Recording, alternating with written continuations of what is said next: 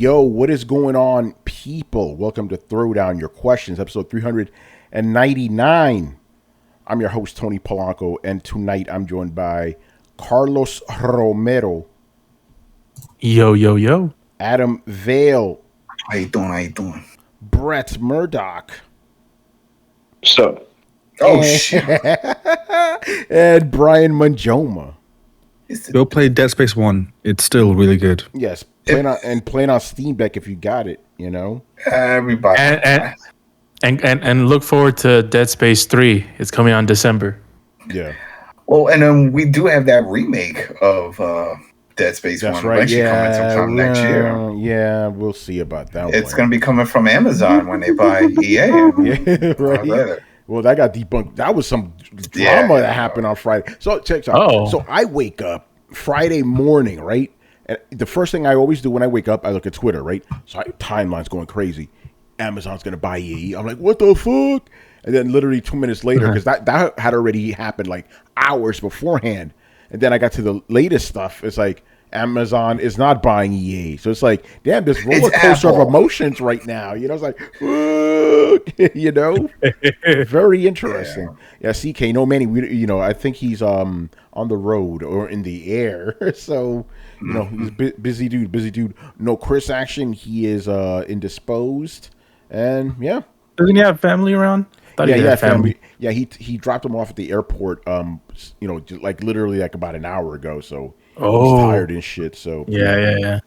But he said he'll be back Thursday. Hosting is tiring, man. Yeah, for episode 400, you know. 400 episodes. Yo, man, 400 episodes for the second time now? Or for the first time, you know. Oh, excuse me? Because, the original Throwdown only reached 91 episodes. You know.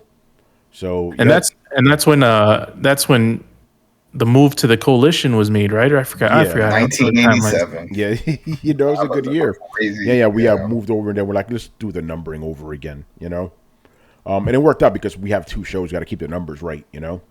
Yep. It would have been fucked up, right? Like throw it on episode 92 and then throw it on your question episode 1. It's like, no, it wouldn't work. It would fuck me up. That don't make sense. You know, no.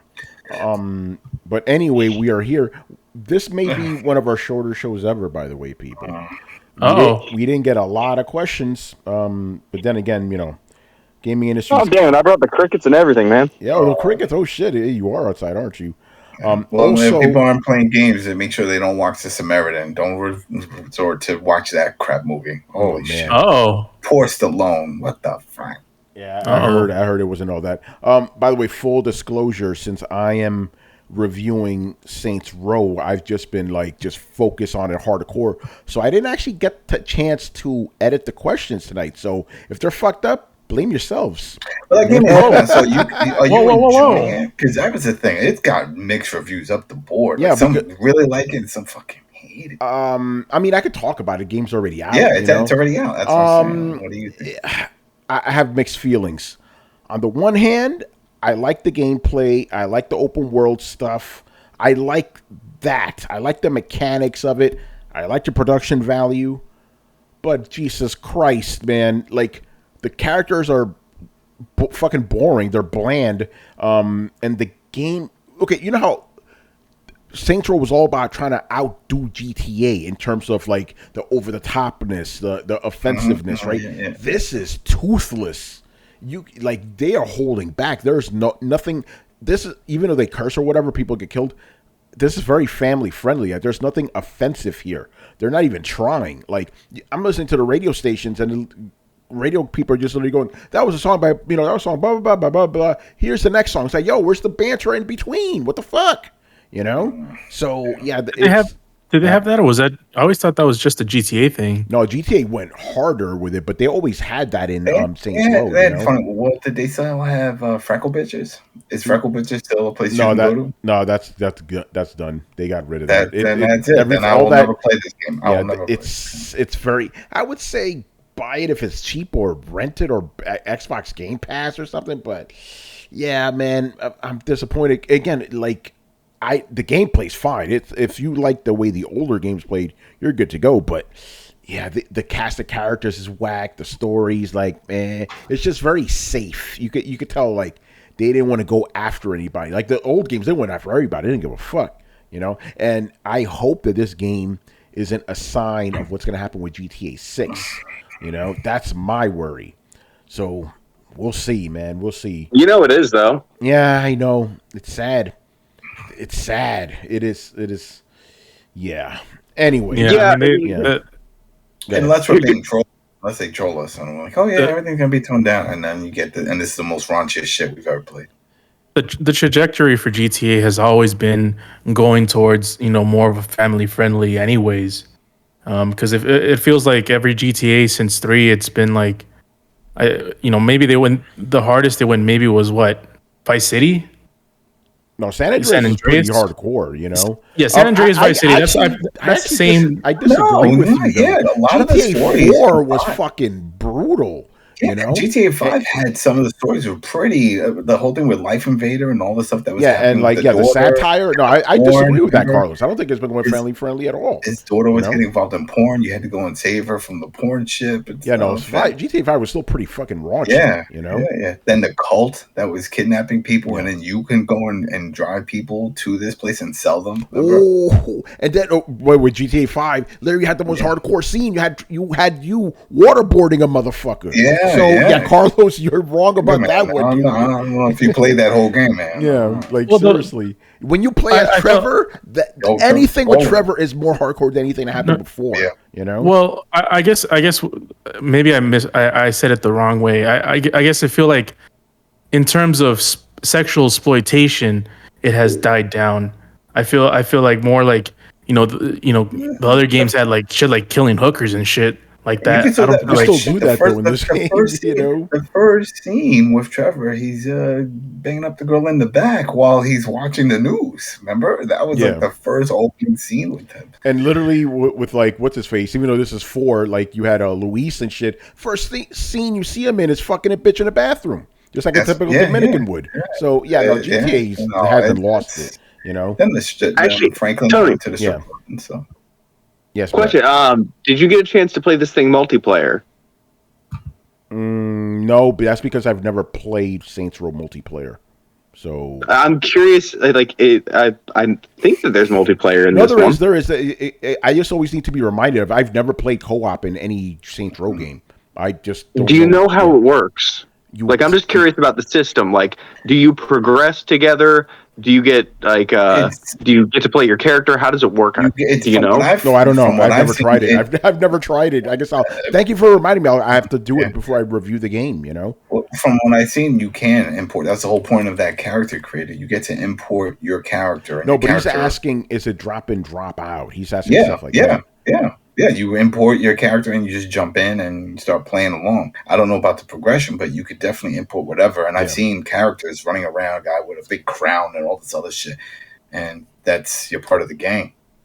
Interesting. I'll have to check it out. Again, I've never done co-op in any Saints Row, so I have no idea. Anyway, like I said, we may have a short today because we didn't get a lot of questions. So it is what it is, man. So I'm going to just Mob Hits ask 4 questions. I'm going to go with all of them. And remember, I didn't edit these, so I'm just going to read them. We'll see what happens. Mob Hits, first question. Has this pandemic caused the quality of life in gaming that's led to many companies trying to dig themselves out? I don't know what that means. What? I don't know what that means. Okay, I'm going to try. We're going to do live editing right now.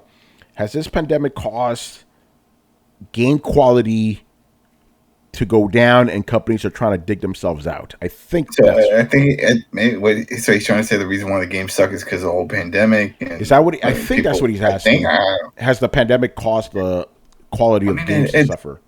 It stretched it out definitely for finding staff and dealing with work and readjusting the office environment to work fully remote and to work those type of projects. Some projects are difficult when you're working fully remote, especially if you're constantly having meetings and trying to share out content and ideas. Like, I'm working on this, I got to send it. If they're large files and you're working from home, and then you have to find a dumping ground or to your main server, there's still that transfer time, as opposed to if you're all on a local LAN, just moving things around. It's like boom, boom, boom, boom. And it seems like that's how is it? How is it? Boom, boom, boom, boom, boom. That's how it works. You know, you got a token ring and the whole thing. So that's what I mean, that's what we hear from all these studios. So that's what they're still trying to adjust with, and that slows down the process. Yeah. So yeah, obviously. I think, go ahead, Brett. Well, I think the answer is yes. I think we're all going to say like yes. Quality of games have dropped since the beginning of pandemic.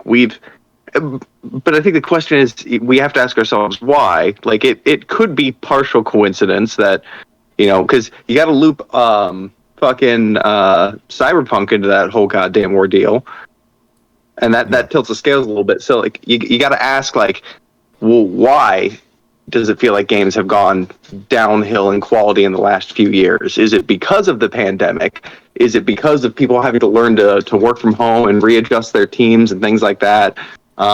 Is it an excuse, or is it just a kind of display of how the market was?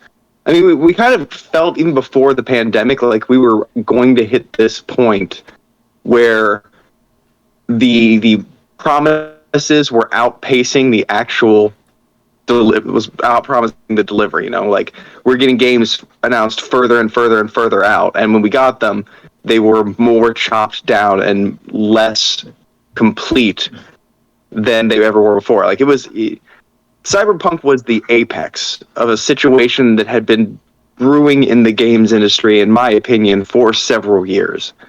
So yeah, I think we hit this apex of what we're expecting, what they've been promising, not being exactly what they're delivering, and that I think the pandemic caused that to really catch up with them. So that's my theory. That's my 2 cents. I was going to say also. Yeah, I was just going to say this, Brett. Because you asked, is it this, is it that, or is it that? My answer is yes. It's all of it. It's everything. It's everything. Well, it's everything. I have a question for everyone here. Is when you guys are mentioning, and it might be yes for both or whatever, but when you guys are mentioning the quality of video games, are you talking about the quality as in the polish on it, or the quality as in are the games just even not good? Like, you know, mostly not good. That's 2 different questions. Mostly not good. That shiny veneer, that fucking stays for most games. I'm talking about everything has become Assassin's Creed, and half of it release was broken. Gotcha. Because the Cyberpunk example, Cyberpunk as a game is a really good game. They just released a broken one, and that's his biggest issue. You know, with video games, I feel like the pandemic has been one of the major catalysts for these types of games to be released sort of broken. It's not exclusive to the pandemic. I mean, we've seen this for a while now, especially, you know, Bethesda games, you know, always have their issues. Anthem. And yeah, there's a bunch of games pre-pandemic that had these types of issues, and the pandemic did nothing to help it. It could have exacerbated the issue. Cyberpunk came out, and then we had this whole, you know, we're just feel more comfortable delaying our games, and we're on the delay station generation. And with the quality of the video games, I feel I don't know. I just feel like we have less and less video games these days. We absolutely do. And that's the other thing I want to bring up about my Saints Row impression. I'm also wondering, because remember, I said I like playing it and all that, and I'm wondering, is that peppered or is that affected by the fact that I've been so hungry for AAA games that I'll just take anything? See, well, there you go. You know what I'm saying? Like, because I'm like, oh my God, this is hitting the spot because the production values are there. Like, it looks great. It plays great. I'm like, I haven't had one of these since Elden Ring, you know? You see, so then that's your thing. You're all about the AAAs. Damn right. I mean, I haven't been disappointed so far because I don't really have too many of those AAAs. This is the 6th game I've played this year. This is how bad it is, you know? The games that I've been hoping for that came out, delivered, and I haven't had any of those downfalls. I wasn't hyped for Infinite. I didn't care, so I'm sure people were upset with that. But all the other ones... Halo. Well, that came out. Halo Infinite. That was last year. Like that's still this for the next gen. Oh yeah, no. If we're talking about this generation, it's been dry. But there's, you know, I was just talking about this year specifically. Yeah. Yeah, so I mean, there's been a lot of games that have dropped, and they've been fine. I mean, I had no issues. Speaking of games that didn't come out, that came out broken. Man, But yeah. By the way, I haven't had those issues with Saints Row. I've seen the bugs. Don't get me wrong. I've seen them on Twitter. Fucking crazy. I haven't experienced those bugs, but I guess because the universe has to balance itself out, I have a bitch of a time getting that shit to run on PC. Man, I always have a fucking issue. You know. Well, it from what I've seen when they do those testings, it's like even if you have a maxed out PC, it still doesn't run right. It's just not optimal. No, it runs right. It's just getting it to just start. You know, it's like me and sleep. It takes me it's hard for me to fall asleep, but once I do, I'm good. You know, but it's just getting to that point. But yeah, I don't know, man. But I think you guys are pretty much hitting all the right points. It's everything, right? We've already seen kind of the quality dropping as far as like buggy games and shit. And then the pandemic came in. It's just made things even worse. Because I remember even before the pandemic, whenever I would play a game that didn't have bugs, I'd be like, holy shit, I remember these. But I think this is before the pandemic. It's that whole reliance on an acceptance of patches. The internet as consumers, we've been accustomed to patches, so then that makes things easier. So there's no more of that pressure for them to have to make a game that actually works on disc. Yeah, they're like, don't worry about it. Most of it's done. We need an extra month or so to patch it. Well, that's going to be in production for the disc. So by the time it drops, we should be good, and we'll have a day one patch. And so they're reliant on it. It's a crutch. Mm-hmm. It's absolutely a crutch. And that's the sad part, because as soon as you disconnect, if you have that, let's say you don't have internet and you just put in a disc, you either that's just not going to work or it's going to have all kinds of issues. Yeah. So you sort of have to go online to get that version.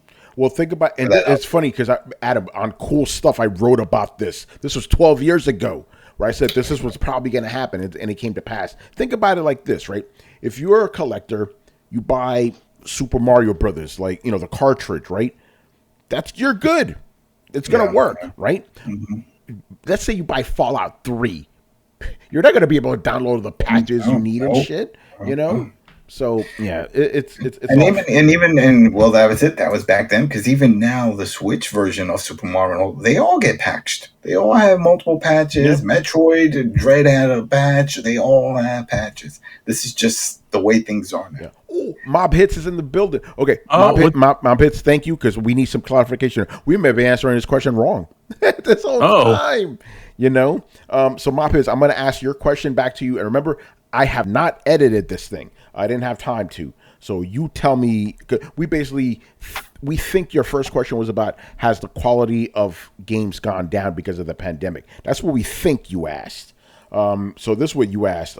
Has this pandemic caused the quality of life in gaming that's led to many companies trying to dig themselves out? So we deciphered that to be that you're asking us if the quality of games have gone down because of the pandemic. Did we get that right? Because we could have just been talking about bullshit for the last 20 minutes. Either was no. It was a good conversation.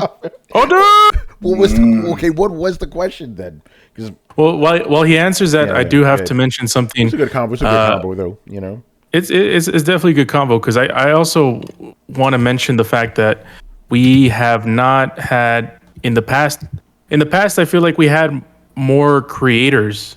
We did. Yeah. I mean, just think about generations, and in the 70s you had your number of rock bands that you loved, and every year they released an album, or every other year. In the 80s or whatever, and some generations there's not that many as influential creators as there were in other generations. And I feel like the same thing is for this generation with video games.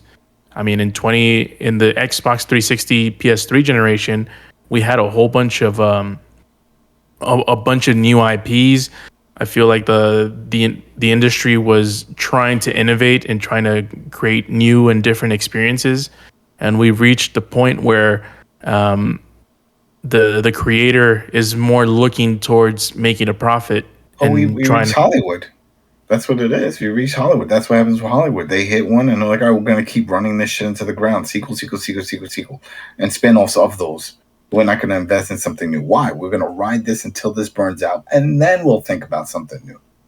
By the way, And that's been happening for all. Remember, like in the 80s, every game was a platformer. Then in the 90s, every game was a fighting game. So we've had that for a while, you know. But Mophead says preserving the actual life of games and the form they're coming out.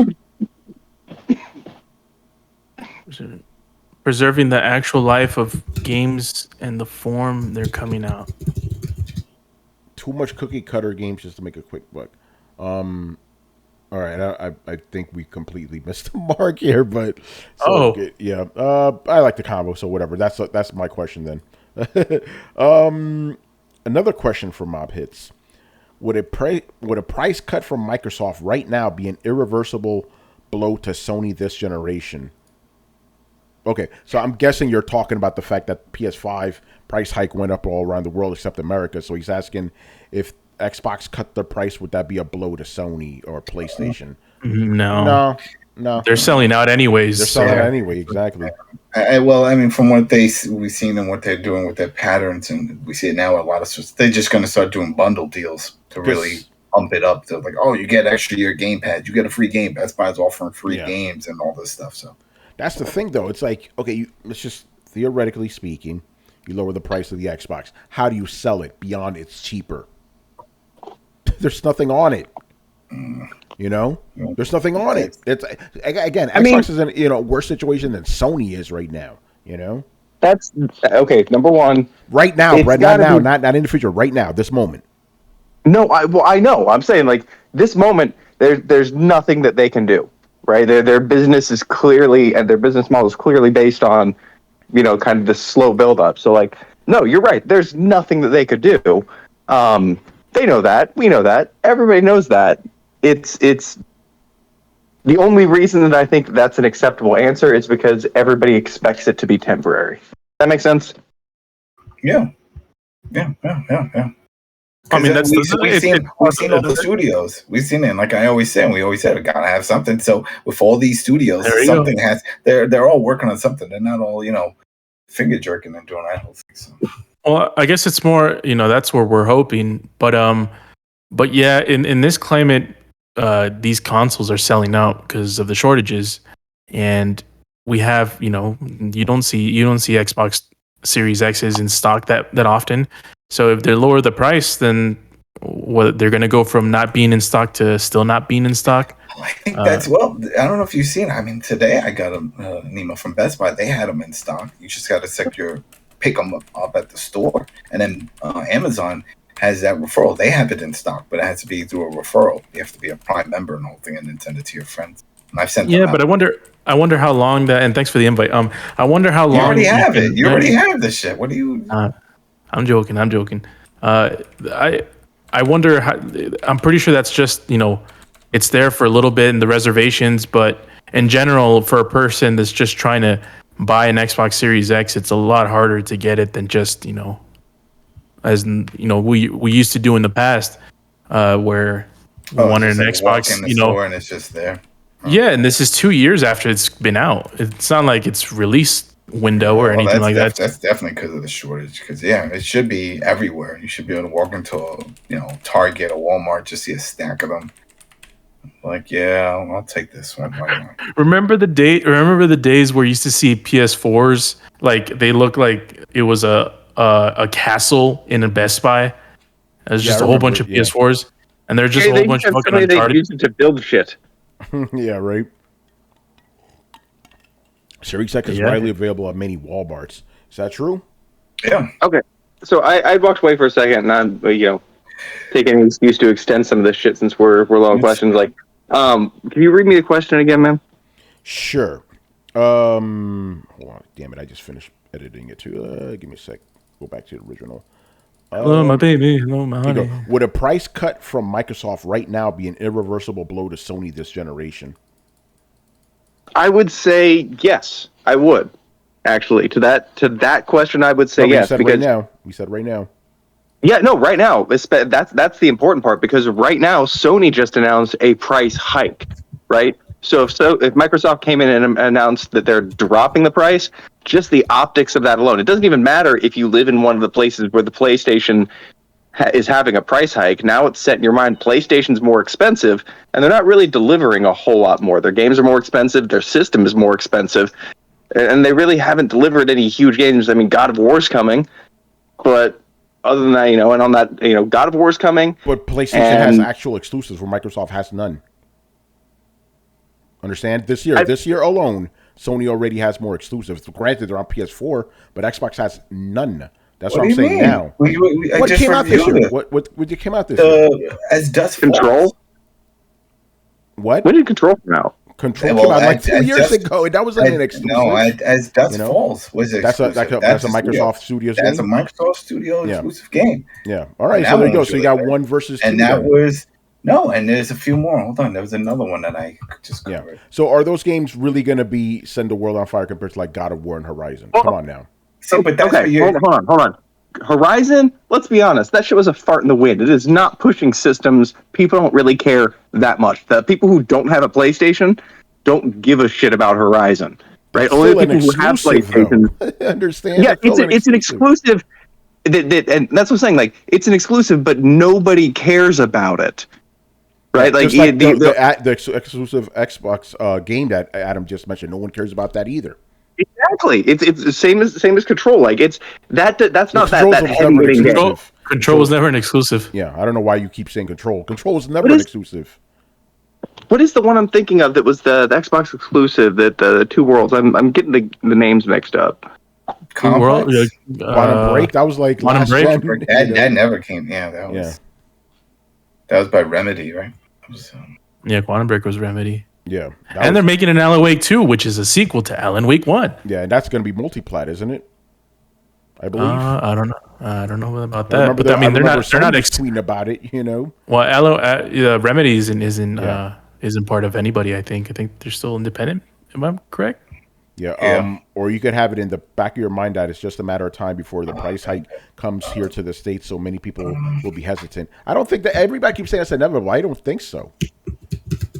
Like, that would be very stupid on Sony's part to raise the price in the market that's selling the most, Yeah, I mean, it would be dumb because why take 2 hits of bad PR, instead of just one? Because think about it like this, right? If they when they raise the price in other markets already heavily dominated by Sony. So people are going to go, oh, fuck, got to buy it. And in America, be like, fuck that. I'll get an Xbox. Even if it's, even if it has no games like that. You know what I'm saying? So, yeah, so Brett, that's me giving you a little bit of props there. Yes, and I don't think it's irreversible, but yeah, in America, it would hurt.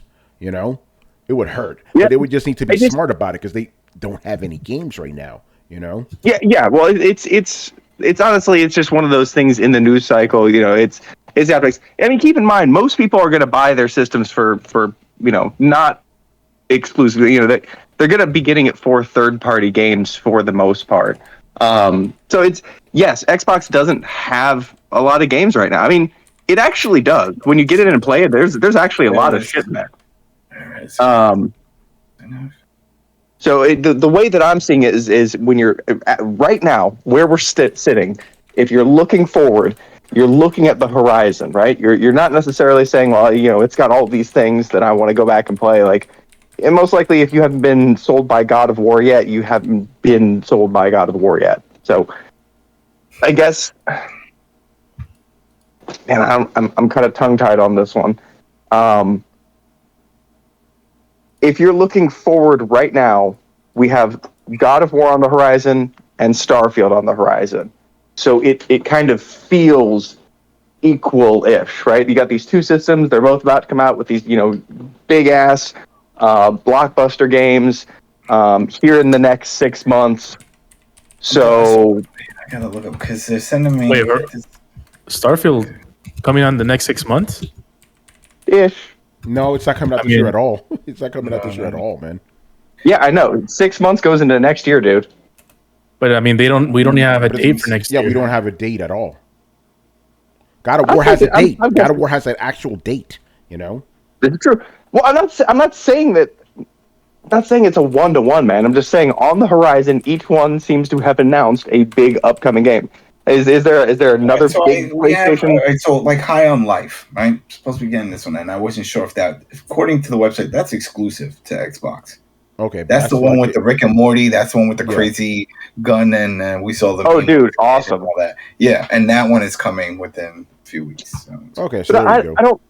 I don't think that's again the caliber of God of War or Starfield. I mean, these are like legendary fucking games coming down the tubes. So again, Tony. This is optics. We live in that. We're working by weird dream logic here. Like, it doesn't necessarily matter that Starfield doesn't have a release date and God of War does. It will, but not necessarily right now. Right now, in the future, they're both kind of like they're coming up. They both feel like they're coming up.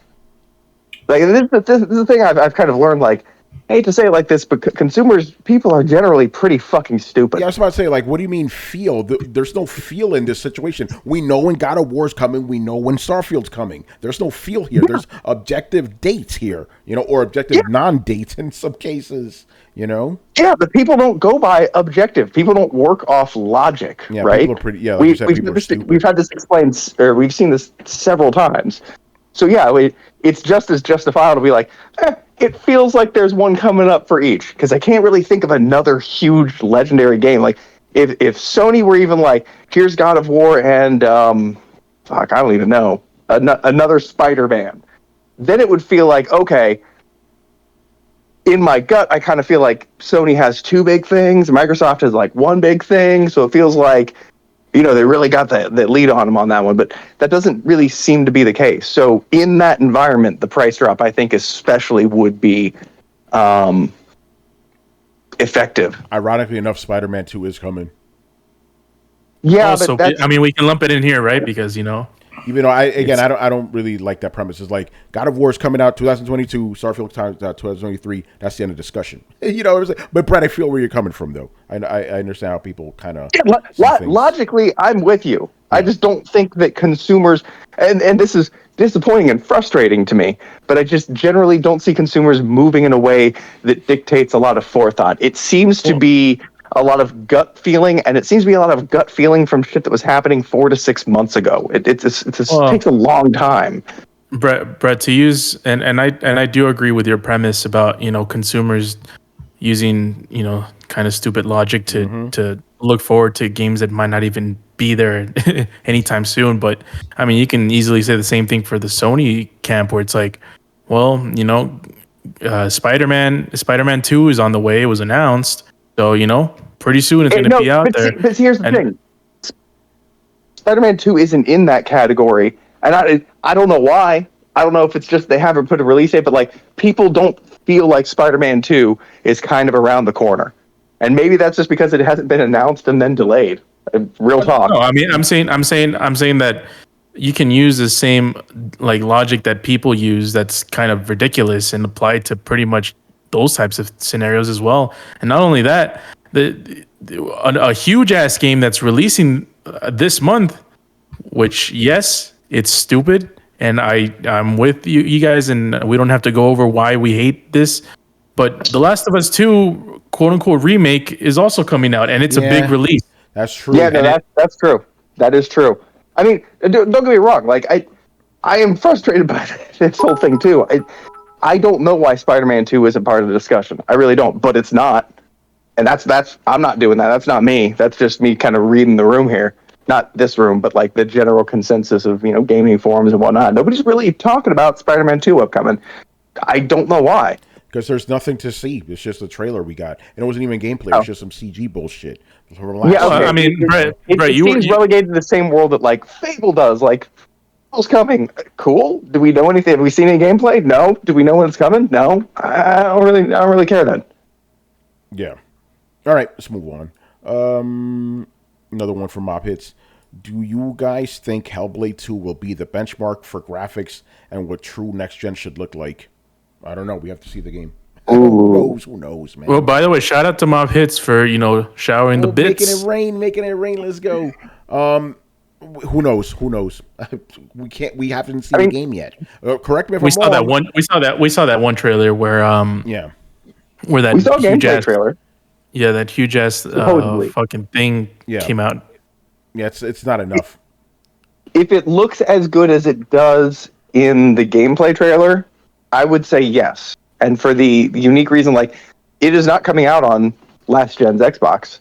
No, It is one of the few. It's one of the few games that they have said this is going to be an exclusive. It's also kind of a, Microsoft is trying to make it into a flagpole or a flagship thing. So I wouldn't put it past them to put a lot of money in it. So we have a game coming up that, like, yeah, it's a well-known thing to be exclusive. It's going to be this gen only, and it has a budget, as deep as the fucking core of the earth. That's a pretty good setup for a high watermark type graphical game. And it might change a lot of the discussion too, and I think that's really what Microsoft wants. So even if it costs them an arm and a leg, it would be a great move for them to come out with something as fucking beautiful as humanly possible, so that they can kind of banish this idea that, there's no way that they can run a Spider-Man level game. Yeah, granted, that's the high watermark, isn't it? Yeah, I mean, the excitement really comes from the fact that it's going to be like one of the big, like, Unreal Engine 5 games that's running graphics like that. You know what I'm saying? Unreal Engine 5 obviously is not exclusive to Xbox, but still, I've always said this. That demo we got of Unreal Engine 5 before the new current gen started, that was the most exciting thing I've ever seen for that generation. I was like, this is fucking legit. So if Hellblade gives us that level of graphics, yeah, that's going to be fucking dope. I mean, think about it. The Matrix fucking demo blew me away. Unreal Engine 5 is the truth, But at the same time, I can't immediately jump and say this is going to be the graphical benchmark. I have to see the game, see what it does. But I am excited, at least on that part, that it's on Unreal Engine 5, Yeah, it has potential, but none of us can say anything. Like, I don't think any of us have seen anything that can make us be like, yeah, I really think this could be a contender. I just it's not enough. Yeah, everything is kind of, the stars are lining up for, kind of a perfect storm situation, but that doesn't necessarily mean it's going to happen. It just means that, this is one of the few times where they're not tied to last generation. They're not tied by a cap on their budget. They're not tied by lack of interest from the gaming community in general.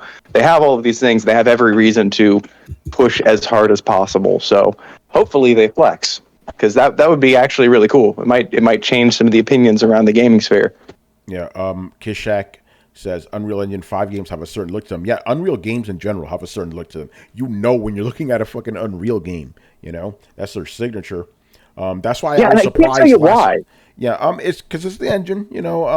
Even I was tricked twice almost last generation, because Square Enix started putting their JRPGs on Unreal 4, right? So, Dragon Quest 11, I'm playing that. It wasn't until I got to a certain point, I'm like, wait a minute, this is Unreal. Yeah, it is. And it was Unreal 4. And then Final Fantasy VII Remake, another one, I'm playing it. I'm like, this is great. And then we get to this one part, everything's green. I'm like, wait a minute, I know that green. That's Unreal Green. If you want to know what Unreal Green is, remember BioShock, the first BioShock. That type of green, that's Unreal Green. Can't get away. Brett is like an artist. That distinctive touch. It's Rob Liefeld's tiny feet. Yes, or in this case, Jim Lee's awesomeness. Or Ross and all that good stuff. All right, move on. Another question from Mr. Mob Hits. All right, do you guys see Uncle Phil switch gears and instead of acquisition start focusing more on partnerships and or short-term deals? I guess he means Xbox. Well, I don't think they're going to. Go ahead. Why not both? Yeah, I mean, but the thing is, with Microsoft, how many more studios can they buy at this point? Is it is the sky's the limit with ZA in the sites? Because I don't know if they're interested. If anything that they can buy, then if they're selling it, it'll just be individual IPs. I can't see them, especially while they're still trying to close this massive deal. In fact, Activision just jumping in. It's like, wait, before you complete this, we're also buying these dudes over here. Can we bundle that together in this process? No, that's not going to happen. So it'll probably be the way he's doing it now, and if they really want a certain game, see if they can get some time exclusivity deal, which is still happening even on the PlayStation end, and that's how they do it. Whatever. But I don't see them gobbling up another company anytime soon after this. Too soon. I don't think that the rate at which they are acquiring companies is unsustainable. This is not a thing that's going to go on forever, and it's got to be written into the plan of like, all right, we're buying a bunch of companies and then blank. It can't just be we're buying a bunch of companies. That's the end of plan, right? Yeah, and also Brett, with that, you have to show that the original investments were good ones in the first place. I mean, when Uncle Phil has to answer to and not Bill Gates, but whoever's the CEO of Microsoft, he has to tell them, hey, the Bethesda worked out, making a lot of money. Starfield was a huge success, and and the same thing with the Activision stuff. I don't think they can just keep going saying, hey, before the Activision deal is even done, or before Activision even has a chance to release their first Game Pass game, their first Call of Duty Game Pass game, when we're not going to let you buy EA or Ubisoft or maybe even a smaller studio. I don't. Go ahead. No, go ahead. I don't think they planned on buying Activision. I think that was just kind of a thing that fell into their lap. I think their acquisition phase actually ended right before Activision. And then the whole Activision thing happened, and they got approached, and they're like, fuck it, why not? It seems like their idea with Activision is very much like, fuck it, we'll just buy it and then let it run on auto run, just keep everything the same, it's fine, it's normal. The rest of their companies seem to be being treated a little bit differently. Starfield is getting exclusivity. Certain games are getting kind of. I think they're pairing up talent now within the company. I think they're in the position now where they've acquired most of the companies that they want to, and now they're starting to look like, okay, well, how can we tie people from this company and people from this company into kind of a collaboration project? And I think that's where their real strength is going to come, having that many internal studios that are still separate, is you can create a lot of cooperation without homogenizing everything. And when I look at their business plan, that's kind of what I see.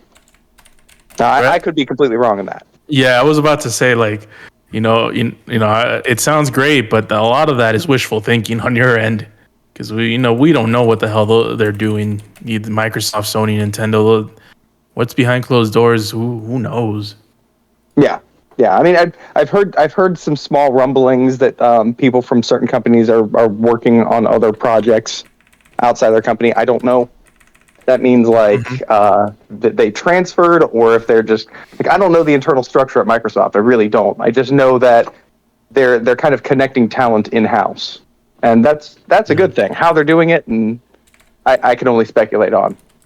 Yeah, and I mean that's a good thing, because having an excess of talent can help cross-reference stuff. When Bethesda needs help with something, that they can reach out to the Coalition guys, Coalition with a C. I think anybody would. I mean, that's an amazing. If think about it, if you're a programmer, developer, anyone in any of those departments working for any of those studios, to know that.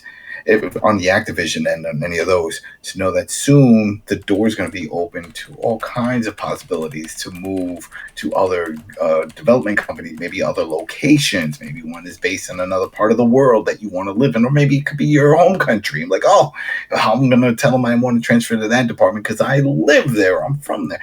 I mean, it's amazing. It's amazing. I'm sure we're going to see all kinds of shuffles. I wouldn't be surprised if we see some of these studios merge with other studios, and maybe they'll rebrand the name of a studio and say, hey, we're closer in size and stuff, and we have ideas, we can collaborate, and we can make our games better. Question. So, this may be too early to ask, but have we seen any collaboration between these studios yet? No. Okay, the reason I bring this up, because it kind of feels like we're speculating this is going to happen, and we haven't seen it happen yet. No, we're not speculating. No. But there's been people that moved. We've definitely seen people that move because we see the job openings that keep popping up. Yeah. And so people are moving around and going to other the studio, they're leaving, and then other positions have to be open. But we haven't seen big name mergers. No, not mergers. I'm just saying, like, going, hey, we're gonna get the the id guys to help on Halo. Like, we haven't seen anything like that yet. Right? We did see that for Infinite. There was a team that had to jump in. Yeah, like if it happens, please let me know. It did happen. It did happen with Infinite. I forgot exactly what it was, and I guess they didn't do enough of it because it was when the team pretty much jumped ship after the Chad thing, and they were low on staff and they needed help, and another studio jumped in from one of the acquisitions. Yeah. No, it was an internal Microsoft studio. I don't know. Yeah, it was one of those. Studios so basically, so we've seen it happen. That's why I want to know. We've seen it, and also Tony. Yeah, I just want to point out, we're just pointing out an asset. We're just pointing out the fact that they have the ability to transfer talent or share talent across the board. That's a fact. That's not a speculation. That's a fact. Even something as distinct like Kojima Productions getting help from Guerrilla to get their game started up. Yeah. So I was just wondering, like, but that's not Xbox. I was wondering if it happened within Xbox. Yeah, the Halo Infinite stuff, that did definitely happen. So yeah, if it happened that way, then you could definitely have like Bethesda guys helping out, Activision guys, and all this other stuff. The Coalition did jump in. It says the Coalition, Skybox Labs, and 2 other ones jumped in to help. Okay. So there's precedent. Halo Infinite. That's all I was asking for. I wanted to know if there was precedent for it. Mm-hmm. Good stuff. I mean, it didn't do much, but it didn't do anything. But the possibilities there. It gave them something to release, and I think that's what happened. They were like, "We have to release something. We can't do everything now." There you go. So for the second time, 47 minutes. Well, because that's the part of life. You gotta have something. I mean, we're all about producing. That's why we have jobs. No one pays us to not produce. Yeah. Well, there's homeless people. So. They don't get paid. Yeah, that's true. All right, next question here. Villa Kyle. All right, what are your impressions of the game Where Winds Meet? It was announced during Gamescom, and I looked up the trailer now because I actually had no idea what the hell he was talking about. It looks like a Chinese version of Ghost of Tsushima, just with fantasy. I could be wrong about that. I know I think I saw Riku going crazy because it's like the 3 kingdoms or whatever they always use. I don't know. I need to see more. I need to see more. I didn't see enough. The only ones that I saw that piqued my interest was that Atomic Heart. That one looked crazy. The studio, if that's not the game name, maybe that's the studio. But that game looked nuts. It was a first person. A lot of crazy action in that one. The Pinocchio one looked crazy. Liza P. Yeah, that's the shit I'm excited about. Yeah. That was bonkers. So that's gonna be a fun one. Yeah. The funny thing is when I saw the trailer again for Where Winds, be like, oh yeah, I remember this, but it just seemed like Chinese Ghost of Tsushima, But it is based on Japanese lore, right? I think I remember that. I was reading the thing. It said Chinese lore. Oh, is it? Yeah, Chinese lore, not Japanese lore. Interesting. Tied to a question we have coming up. I don't know. Anybody else? Any impressions of it? These types of games, they look really good. This one, the Wukong game, but for me, those types of games, since it's mostly studios that I've never heard of, they have like really nice, polished looking trailers. I'm just hoping that the games turn out to be decent. I can't really judge them at this point because I don't have that much history with those developers. So hopefully they have something good. But yeah, that's as far as my level of excitement is for those games. Yeah. With those kind of games, more of the same. Yeah, I mean, how many of those kind of games have we already seen? I mean, Ghost of Tsushima was just a really good Assassin's Creed game. Yeah, basically, And the thing is, Dynasty Warriors, the whole foundation is on that, crazy Chinese mythology and stuff, So this, it's a good historical time and place to build a game from, but everything that you see about the game, and I find it very interesting that everybody's comparing this game to Ghost of Tsushima, because, like I said, Ghost of Tsushima, basically just an Assassin's Creed game done really, really well. That's just because that's the closest game that's come out in recent memory. If you want to, just be like nerdy about it, it looks like a like a Dynasty Warriors game or something, And also the color palette, the vegetation that Yeah. surrounds the character, Ghost of Tsushima as fuck. yeah, it's super Ghost of Tsushima. Yeah, no, I would agree with that. Yeah. It just looks so standard.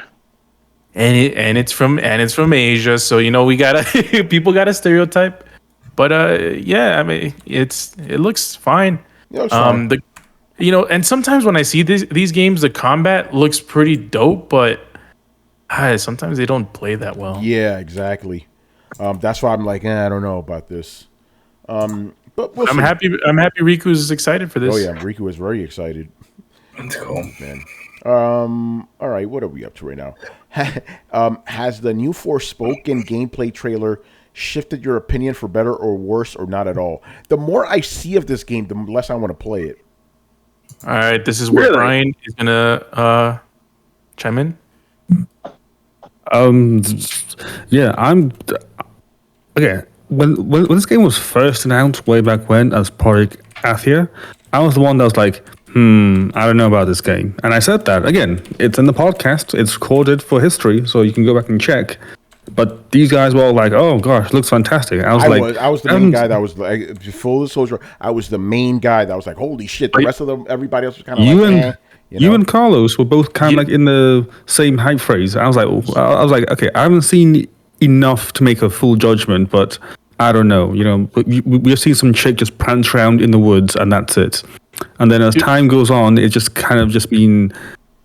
Nothing has made me overly excited or makes me care that much, and everything that I see, I'm just going back to the idea of like this game just looks really mediocre and just meh. It's aggressively mediocre. Like everything else. Again, sorry. Carlos, you go.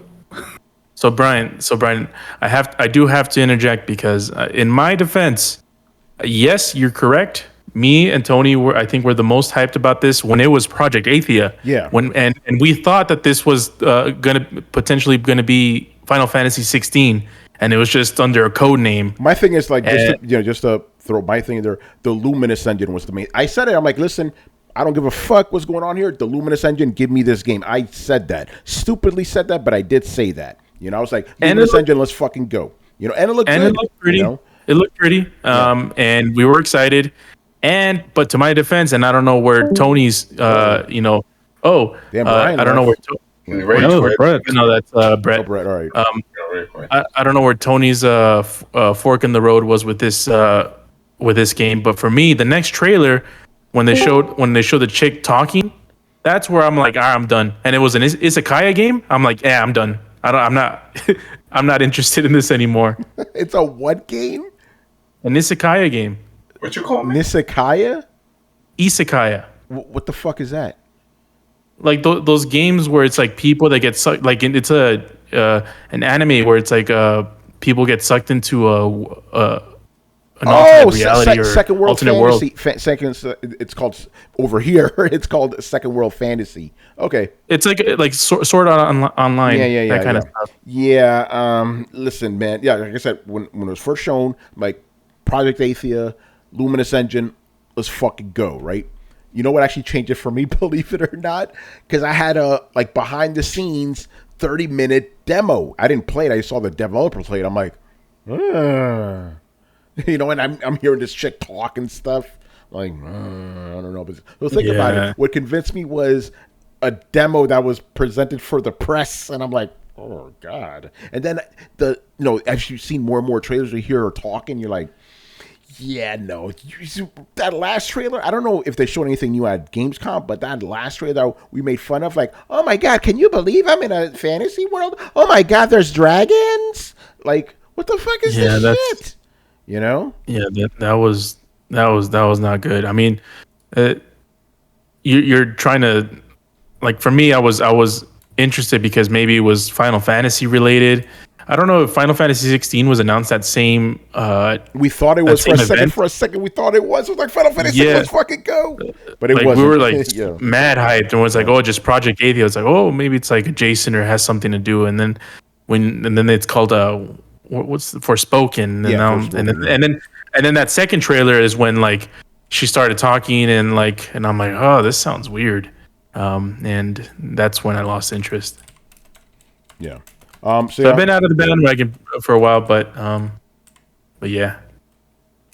So am I the only one left that's excited about this game? Yes. All right. Oh, that means the Brett curse. Oh no. The curse, dang. We have the Torrance curse, and now have the Brett curse. It's like again, I'm not trying to have a dig at Brett, but it sounds like I am. I'm fully aware of that, Brett. But it just seems like anything where Brett is like the outlier, where he's excited for it. It just some of the times it turns out just to be not that great. Now I bet on losing horses. You can say it. Well, it wasn't by choice. Fallout 76, we all thought was going to be a hit. It worked out later in the long run, but man, that first 2 years, kind of rough.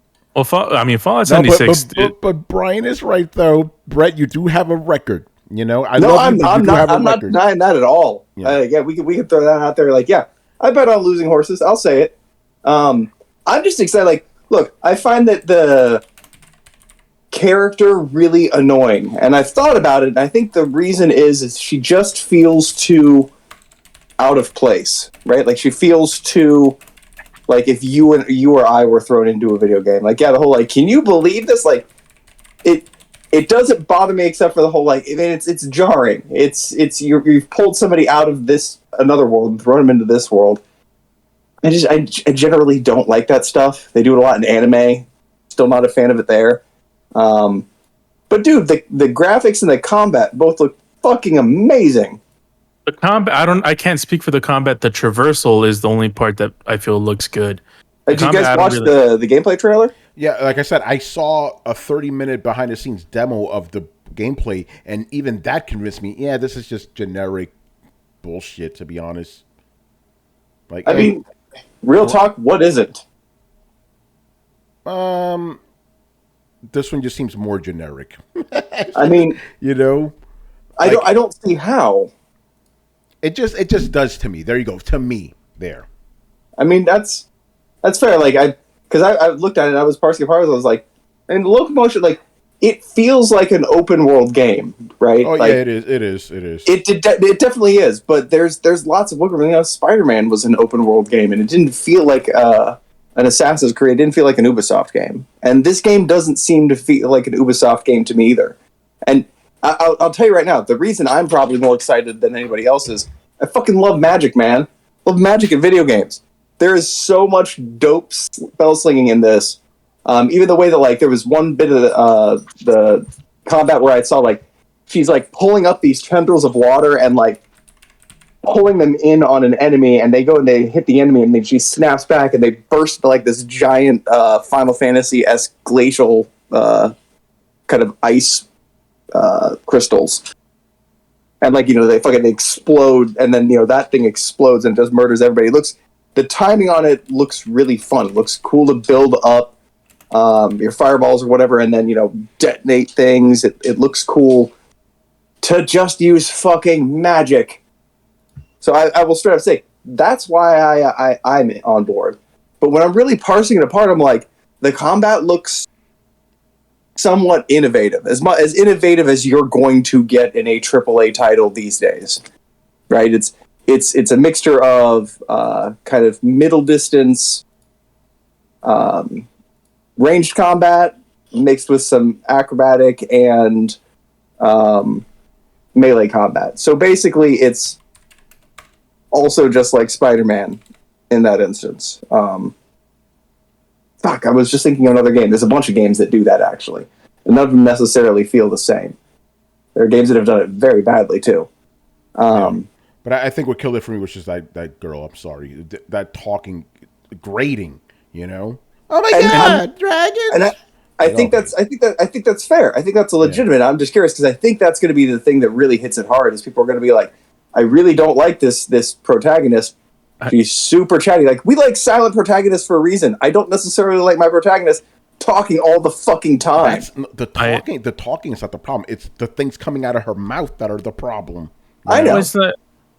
For me, And Brett, this could end up being a good game for all we know. So I'm not gonna definitively say like, oh, Yeah, it could it's be gonna good. suck, It could be the hottest thing ever. You know. It could be good.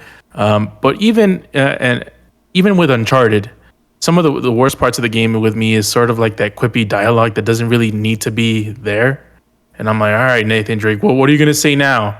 You know, like it's like, and that's probably one of the things that irked me about the Uncharted series in general. He's too relaxed, especially after killing a bunch of people. Yeah, it's like I just massacred a whole village, but let me make a quick joke. That kind of stuff, it irks me to no ends. But at least, you know, the set pieces are great, you know, and all that stuff. But but with this game, it's like that, but with a Valley Girl accent. So yeah, I can't stand it. I think that the talking, the voicing, maybe even just the voice actor, but something about her talking and the way that she talks is going to be the thing that shoots this game in the foot.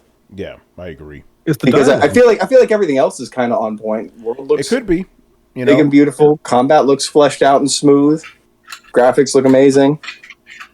Yeah, again, from the surface level, the game looks fine. Again, I'm fascinated to see how this combat will play out. I have my concerns about certain things in there, just based on the pre-order bonuses, because fucking hell, pre-order bonuses. Yeah, just that they are setting things up to work a certain way, and it's like, okay, if they do it right, it can work. If they do it wrong, then that system may just fall. So that's not that great. But then again, as Carlos has mentioned, it's both the dialogue and just what she's saying. It just doesn't seem right. Again, and the accent. Again, the accent, I actually don't care that much about the accent, because I've had to sit through like so many bad films where they put on bad British accents or bad African accents that I don't care anymore. So I'm just used to that now. But it's just what she's saying. It just irks me that like every time I hear what she says, I'm just kind of like, who actually says this? Like, I guarantee, I'm sure that there are people out there that do, but to me, I don't know anyone that speaks like that. Hence why it's jarring me. Brian brings up the best point, and this is a game. I don't want to sound like that character, but it's a game that puts you in a different world where it's supposed to be a real person putting you in a different world, and you're going to try to survive in it. But somehow the way that the character is talking about this world makes it seem like it's breaking another fourth wall, and it just takes you out of whatever the hell they're trying to put you into. Well, you just want to yell and don't tell me how to feel. Yeah, exactly. It's like BioShock. The first BioShock, there hardly any talking, and we felt that world. Yeah, Kishak goes out of context. It sounds like people are hating a female teen who speaks different from him. No, it's bad dialogue. Is bad dialogue. Doesn't matter. No, he's right though. It's bad. He's right, dude. Out of context. No, he's saying out of context. It sounds like this, and that's something that I had thought, and I'm glad he brought it up. It is going to be one of those things where people don't like what she says. People think that. My personal opinion is, like I said, don't tell me what to fucking think, because that's what they're doing. They're commenting on every situation like they can't trust me. Why am I saying like? Because they think they can't trust me to notice a fucking waterfall or some shit. Or a dragon? Like, wow, look at the waterfall. Yeah, or a dragon, right? They don't want to give you the agency to be like, wow, a dragon. They have to make the fucking character say it. And that's bullshit because it puts another layer between you and them. And the only reason it's there is because developers don't have the basic trust in the players to be, baseline fucking competent.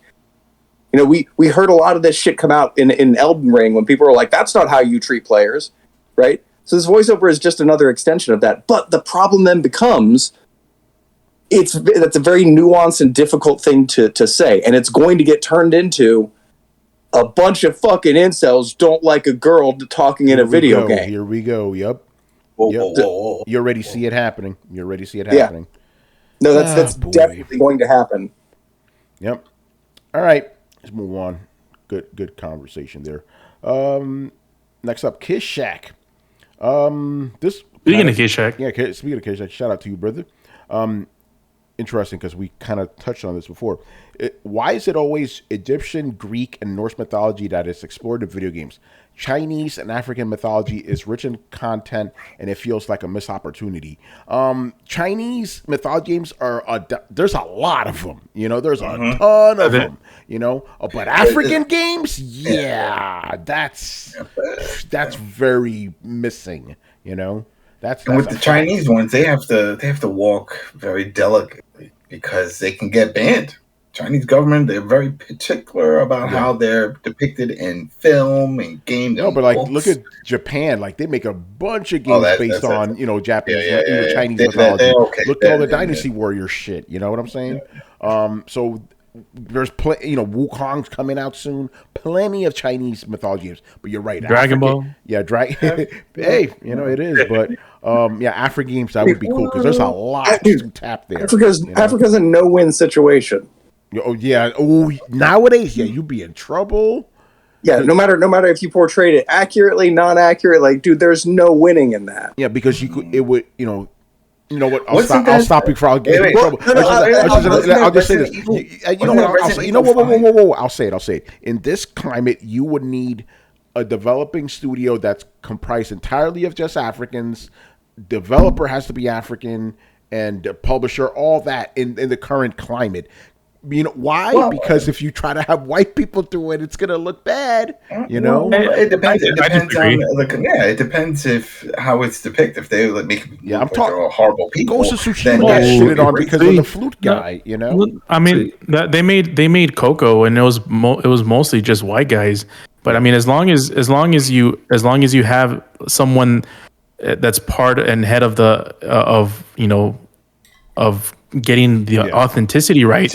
I think that's all you need. Even Ghost of Tsushima got shitted on. I was gonna say it got shitted on because it was made by white guys. But it sold a bunch, so who cares? Yeah, it did. But then again, as Tony says, it still got some bad press. Even Sifu, these guys want to make a love letter to that type of films and culture, and yet they got shitted on.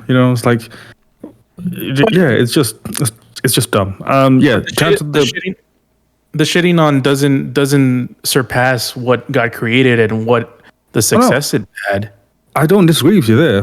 I totally agree. But again, it's just the press side of things. That's that's the problem. Again, Ghost of Tsushima, I thought that was great what they did. Hey, you know what? A bunch of people love that idea, love that type of world, and don't want to make it. That's totally fine. You know who else loved it? The Japanese loved it so much they even they commemorated the developers in the game because they felt it was very respectful to them. But of course, you have the stupid Western people. Oh, this is racist. Blah blah blah. All this other shit. So you get an awesome game based on African mythology. It's gonna get shitted on too by the stupid press. Watch. I feel like if there's a story you want to tell and it's done with respect. Most people will see it for what it is, and there's always going to be people who shit on it. But if you have a game that you want to base it off of African lore or off of something from South or Central America or something that's never been done, you're like, man, there's a story that needs to be told, or you're gonna get shitted on. Yeah, that's a given.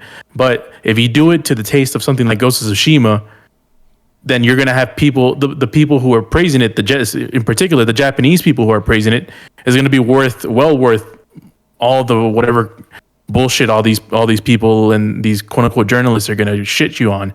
And not only that, but Ghost of Tsushima made bank. So, for me, that's a win-win. Yeah, but you're still going to get that discourse regardless, So I would personally like it if we saw more mythologies in general, And by the way, to answer your question, hold on. Let me ask you guys: are we talking mythology? We say mythology, and then we talk a lot about games that are historical games. So are we including history and mythology? It's kind of the same because it's the same thing in the context of white people are going to go, "Oh, you're misappropriating that," Okay, well here's the thing, Africa's a big place, right? So it's we're painting with broad strokes already. Exactly. But we did have origins, and that's Africa. Yep. Yeah, But- well, that's Egyptian. Yeah, But still Africa.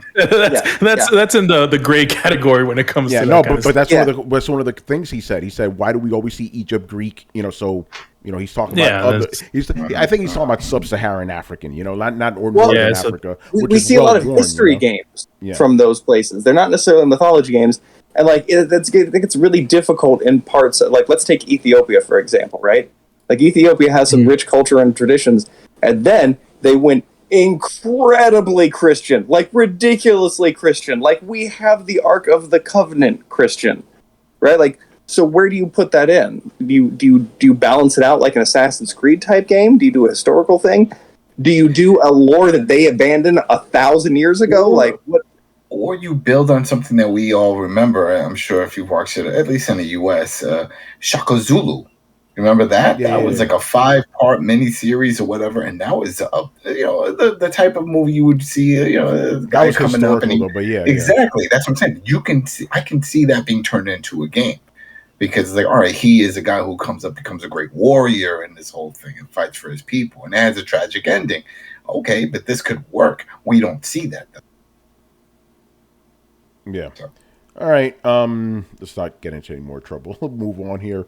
One subset. Why can't developers who make the Walking Dead type of games make better games than Dead Labs outside of the Telltale franchise? Wait, what? I don't understand the question. There's so many great zombie games.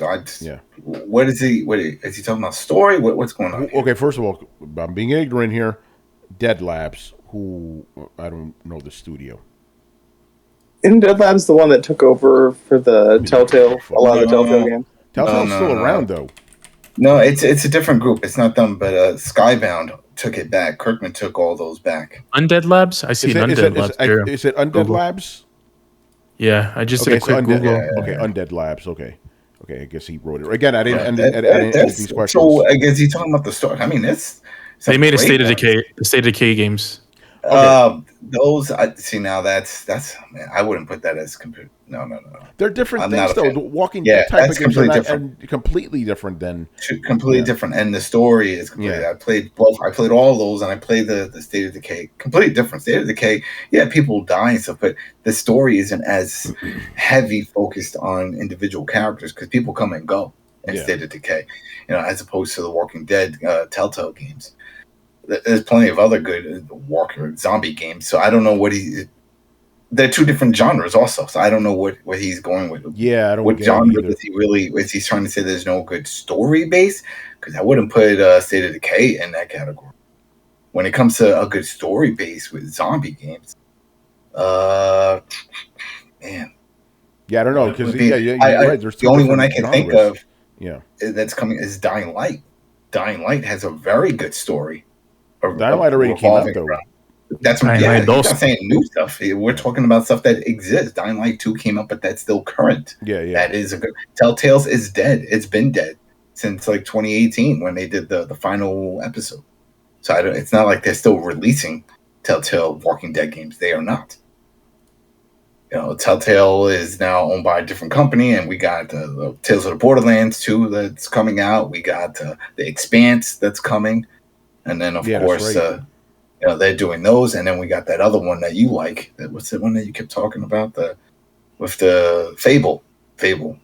That's Fable the one one I whatever like. it was. I never played those What's the one? games. Yeah, so you were talking about that. No, you liked the comics or something. There was something. Fable comics.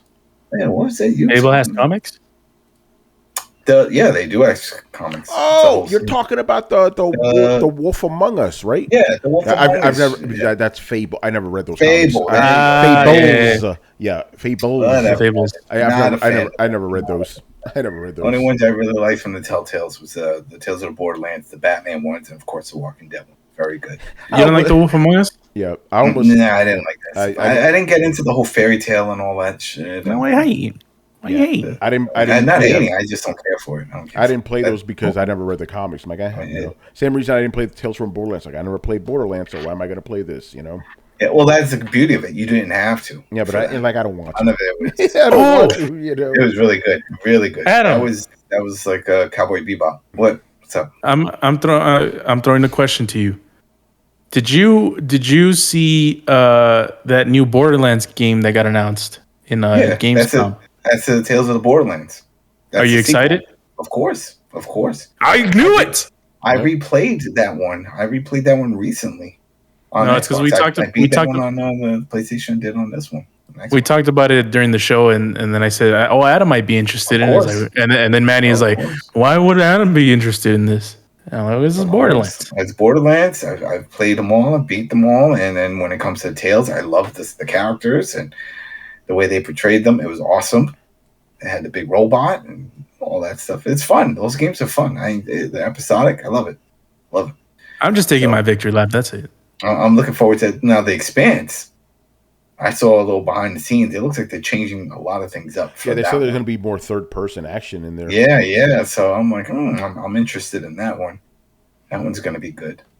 So for the question of with the zombies, I don't know. Maybe he's just trying to say it's really good story base around zombie world, and there's good ones out there. And then if it's just about action, man, World War Z is a great action one. I'm replaying that with some buddies. I love that one.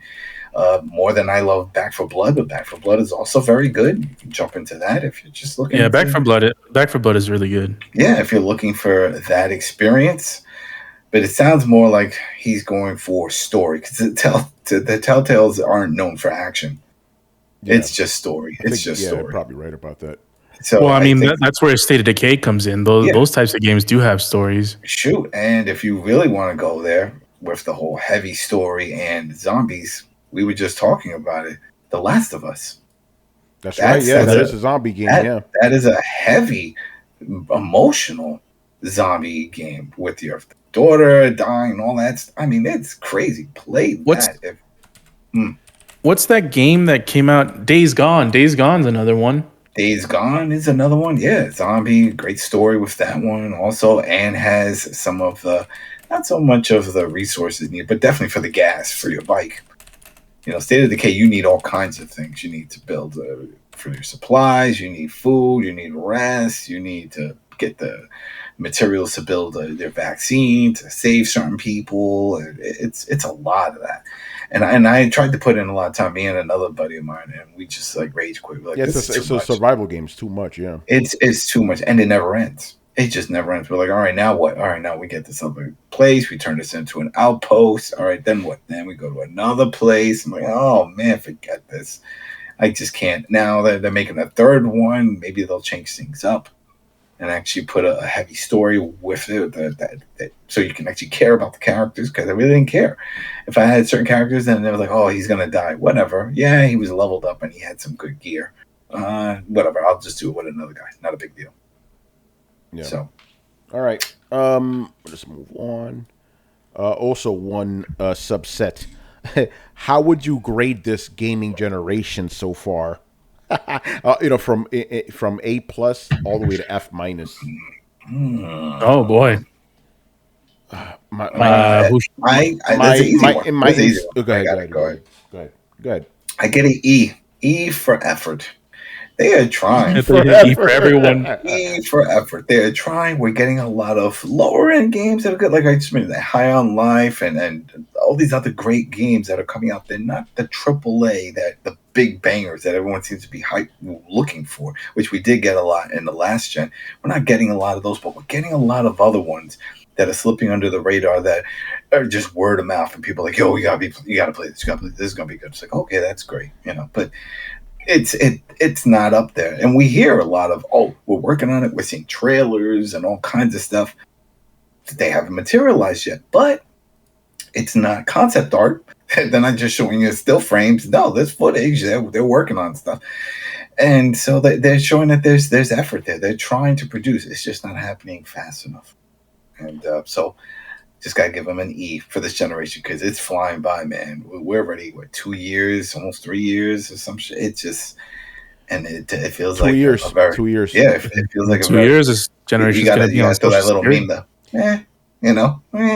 It's happening. There's stuff coming, but there's nothing. And we always talked about this even before. It's like when you get these graphic cards and everything looking amazing, like how far do you go to where everything is just an FMV? to make it super realistic, or do you just make characters look very sharp, like you would see in like the anthology series, the Dark Pictures and stuff like that, where it looks amazing. Like you see the creases in their line, their faces, and they're crying, and the boogers and all that.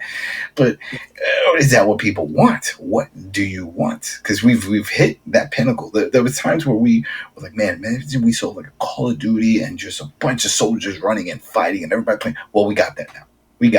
And the wow factor's gone. So where do you go from there?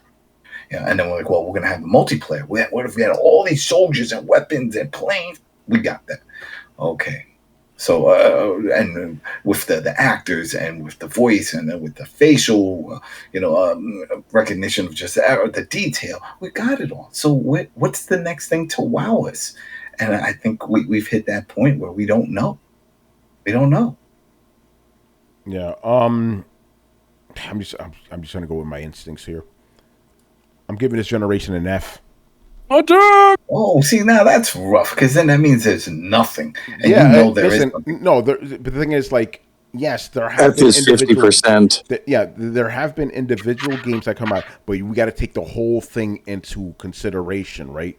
We haven't had consoles that are just readily available in shops. We've had mostly cross-gen games. You don't need these consoles. But that's and then that's the not games their fault. and then the exclusives that we do get aren't really taking that much advantage of the hardware. So I understand it's not the. I'm not blaming anybody, but I'm just saying as a consumer, this is an absolute failure. So I'm giving it an F. I think this is easily the worst generation. Obviously, things should improve, but I'm talking about at this moment in time, I'm giving this an F.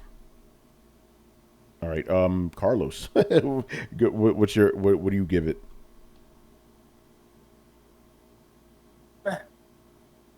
He's still trying to get over what I said. Man, that's crazy. That's all right. It's definitely all right. It's definitely not an A. It's definitely not a B. It's definitely not a C. It might definitely not be D, because I wouldn't. D is a passing grade for some courses. Yeah. So I don't. I'm giving it an F. There you Fuck go. it. No, give me the F. That's where I'm giving it.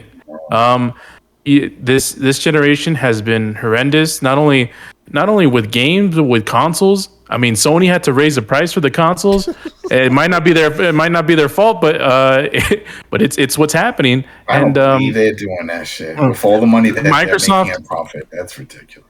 Microsoft has yet to release any of the games from the previous studios. Not bear in mind, not talking about Activision Blizzard, but the studios that they originally got last generation. Like four of them. No, but not the ones that people want.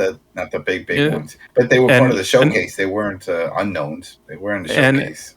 And also, a lot of the best game in the past 2 years is a PS4/Xbox One game. Yep. Elden so Ring. Yep. I can't give this generation credit for Elden Ring, because Elden Ring is essentially a last gen game. Yep. And we still have not seen anywhere near what these consoles can do. The Premier Engine, Unreal Engine 5, has yet to have any big titles be developed for them. So we're still waiting on that. And so far, the biggest title, and this is what they've said, that's going to really have all the features, and apparently it's because these two have been working hand in hand, will be Gear 6. Remember, they did that whole trailer just to show off what they're working, and they're doing hand in hand with it. So, but I mean, when Gear 6 comes out and blows our minds, then the grade will change. We'll see that Matrix game. That Matrix thing, that's what it was. It was a tech demo. It wasn't a game. No, I know. I'm not grading this on a potential of this gen. I'm talking about what we have right now. Yeah. We've had for 2 years. It's an F. The only reason I'm not giving it an F- is because there's been a couple of games that came out. Well, and it's also not possible to There's no such thing. There's no thing F minus. He's listed F minus in there. I was like, you know what? You're failing this. Listen, you failed, but you extra failed. But you know what? An extra fail is like, you know what? We're sending you back a grade. That's how bad you feel. You're going back and you're going to redo last F minus would be like, wait, go home. Like we can't. Isn't that the equivalent of just putting your game out in the previous generation? Oh shit. Yeah. Well, and also, he's right. also not to mention, Nintendo has nowhere to be found in this whole equation. Yeah, So They're God, homeschooled. Yeah. they're literally homeschooled in this situation. Well, they get their own little Kirby's and whatever bullshit people seem to like from those things. That just came out, right? Didn't they get a Kirby game? I don't know. Because I mean, Nintendo was releasing kind of same generation as the rest of the competition. The Wii came out during the 360 and PS3 era. The Wii U kind of came out during the Xbox One and PS4 era, and then the Switch just came out like real quick, and then kind of threw everything off in terms of Nintendo and generations. But yeah, we still haven't gotten a Switch, at least a Switch Pro at this point. So that's negative points. And Sony they release like a game or two a year that people like are really excited for. At least what I'm really excited for, and that's not enough. That's not enough. Yeah, I know. And then the Microsoft stuff. Yeah. All Still right. waiting on Hellblade too. It's just well, the whole thing just we have to change our expectations. Starfield got delayed. That was my most anticipated game of the I'm year. not changing my expectations. They have to. No, fuck that. Well, that's the problem because it's They set my expectations. That's the problem. They screwed up because they can't meet that. They can't do it constantly. It costs too much for these big budget games, and then it takes too much time. And as soon as we hit a bump in the road, like what happened now with the pandemic, everything starts falling down. They're like, Okay, whoa, we were not ready for it. So everything has to stop. They need to regress back. We've seen this already with a lot of games that people have enjoyed. A lot of these, retro games, 16-bit games. Bring this style of gameplay back. You need to do it because it's not working. Hold on. So I'm trying to. Never mind. I lost it. All right. Brian, grade. This is a tough one because it's not how good it is; it's how bad it's been. It's like, how do you grade how awful this gen has been? I mean, okay. To put it into just sheer context and scale, if these consoles came out 2 months ago, it would still it would not surprise anyone that we've not gotten any games. But it's been 2 years. And there's just still not been anything. It's very surprising. Now, I know that some people would say, okay, it's pandemic, put a massive dent into things and all sorts. But then also, it's just how do you think it's okay to release a console without some sort of lineup in there for the first year? I mean, it's not the first rodeo these companies have been on. I mean, Sony's on the 5th generation now. Microsoft's on the 4th. They've been around the block for some time. They've seen what they should do and what they shouldn't do. But Brian, remember, if there wasn't for that Chad issue, they would have had Halo Infinite in full. You keep saying Chad. Whatever the fuck it was. I don't know. I mean, Chad just sounds right. Yeah, it does sound right. It's Craig. It's Craig. Yeah. Whatever. It's another surfer dude name. Listen, if they didn't have that issue, that game would have came out. Yeah, it would have bombed because people would have laughed. But that was part of their lineup along with Forza and some other shit. I forgot. There was something else. But those were the 3 main games that they were pushing at launch. And once that fell apart. So Adam, I keep hearing you bring up things where it's basically they were going to do something good, and then they completely failed to deliver on what they promised us. How does that not sound like failing to you? It is failing, but it's unplanned because if they thought it was going to suck, they would have never showed the shit off. Nobody ever plans to fail. No, it happened. Look at that. What was it? The Fable game, in fact, that other studio was working on, and then they were like, forget it. It got scrapped. Microsoft was like, no, we can't release this shit. And it's done. We never saw it. And then that other one from that other studio that makes a bunch of... Yeah, there you go. That one, too. It's like, what the hell? It's like, these things just happen. And I think this would have been the same for Halo if it wasn't for that reaction. I really don't think they were expecting that. I don't think that they were... No, they weren't ruined expecting to fail. Because remember, we saw it. They had boxes, consoles that were going to be designed for, which I think they eventually did release, right? A Series X, Halo 1, Adam, and all these plans, and the game. Adam, we're living in a generation where if Microsoft releases 2 big AAA games, like exclusive AAA games, then it's a successful year for Microsoft and Xbox. And that's always been the case. Same thing with Sony. Sony released Horizon Forbidden West and God of War. Hopefully it comes out. We still don't know. Could get delayed. And then that's a quote unquote successful year. Yeah, but that's always been the case. Halo, Gears, and Forza. That was the expectation. That's what you get in the cycle. But I mean, think about the 360 generation. We're getting new games like way more frequent. That wasn't from Microsoft. Yeah, but at least Microsoft worked with these studios to release them. I mean, when BioShock came out, it was the first place. That's a win for Microsoft because but then that's the only place. That's the only place you can play it. That's the only place you can play it for years. So maybe that's the answer. Maybe this is what Phil had saw, just like what you just said. And it's like, how do we stop this problem from happening? We're trying to work with them and it's not working. What do we do? Well, we'll buy them. Let's buy them. And that's where we can force them to make sure they produce. But that's not the issue, though. The issue is that we are not even getting those BioShocks, Mass Effect games that we used to in the past. We're not getting the orange boxes. We're not getting the new IP Uncharted. What the hell is that? There's a reason for that. Yeah, but for what I'm saying, you're saying it right now. You're saying it because we got them already. How do you go back and if you put something else together that's we didn't have them, then that's a clone. And you're like, they're trying to be like these guys. They're trying to be like another BioShock or a Mass Effect. We all say it. We do it all the time when we compare new games. Like, oh well, it's like this one. Oh, it's like that one. Elden Ring is a Dark Souls game that's open world, and it blew everyone's fucking minds. Yeah, and that's all it had to do. We're not asking them to reinvent the wheel.